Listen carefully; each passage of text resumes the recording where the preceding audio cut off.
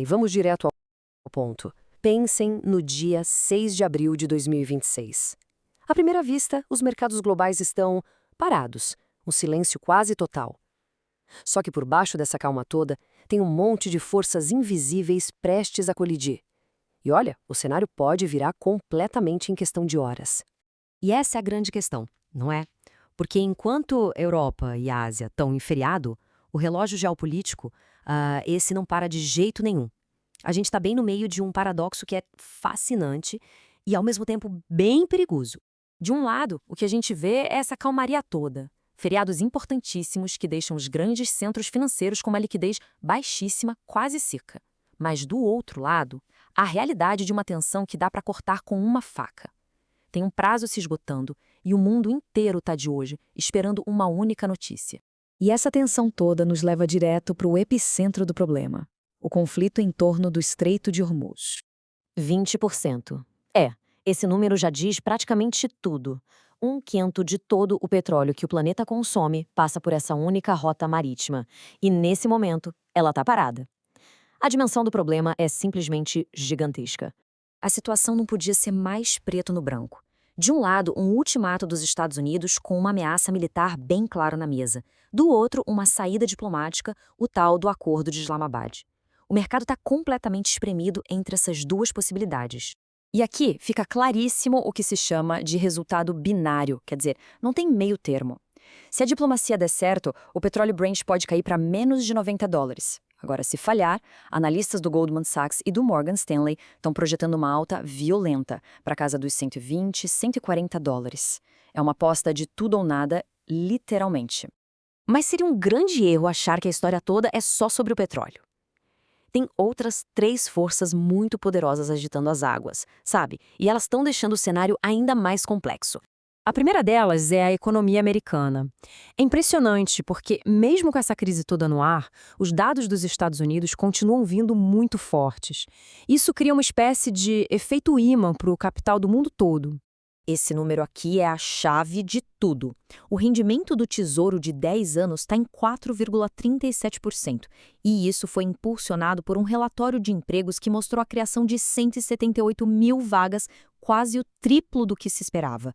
Isso é um sinal claro de uma economia aquecida, o que torna os títulos americanos extremamente atraentes.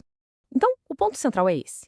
Quando esse rendimento sobe, o dinheiro do mundo todo corre para os Estados Unidos, buscando segurança e um bom retorno. Isso fortalece o dólar e, claro, tira dinheiro de outros mercados mais arriscados. A segunda grande força é uma batalha que está acontecendo bem longe dos campos de petróleo. É a rivalidade, cada vez maior, na área de tecnologia e materiais estratégicos entre os Estados Unidos e a China. Esse gráfico aqui mostra o poder dessa arma econômica. A China controla quase 80% da produção mundial de tungstênio, que é um material essencial para a indústria de defesa e de semicondutores. Ao restringir a exportação, Pequim simplesmente causou uma explosão de 557% nos preços. Eles estão usando esse domínio como uma alavanca política. E, finalmente, a terceira força.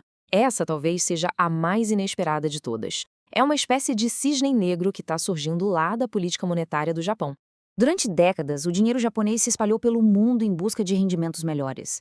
Só que agora, com o fim dos juros negativos e os rendimentos locais subindo para o maior nível em 17 anos, existe um risco muito real de que esse capital todo comece a voltar para casa.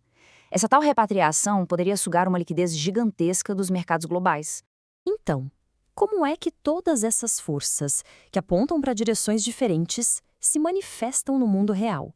A resposta está em 2 commodities. Elas contam a história de um mercado que parece ter uma dupla personalidade. Primeiro, o petróleo. O preço dele, em $108, está claramente inflado pelo que o mercado chama de prêmio de guerra. Ou seja, o mercado está colocando no preço o risco de um conflito acontecer a qualquer momento no Estreito de Hormuz. E agora o contraste total, o minério de ferro.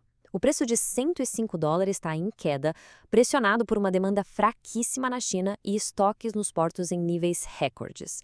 Nesse caso, o mercado está precificando uma desaceleração econômica, uma recessão. E o ponto crucial é exatamente este: o mesmo mercado, no mesmo dia, está se comportando como se estivesse esperando 2 realidades opostas ao mesmo tempo. Ele aposta na inflação vinda da guerra por petróleo e, ao mesmo tempo, na recessão industrial por minério de ferro. É uma esquizofrenia. E tudo isso nos traz ao momento decisivo.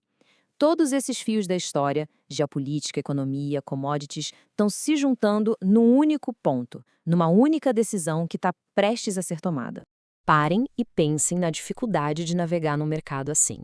De um lado, o risco de uma explosão inflacionária por causa de uma guerra, do outro, o medo de uma recessão global, a força do dólar sugando capital para si e ainda a possibilidade do dinheiro japonês simplesmente sumir.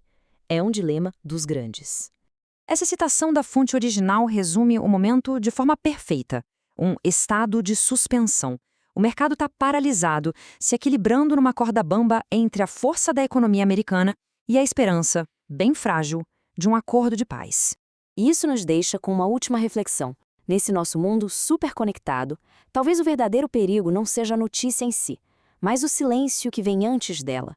Aquele momento em que todo mundo prende a respiração, esperando pelo mesmo gatilho, criando uma fragilidade no sistema que ninguém consegue prever direito o tamanho.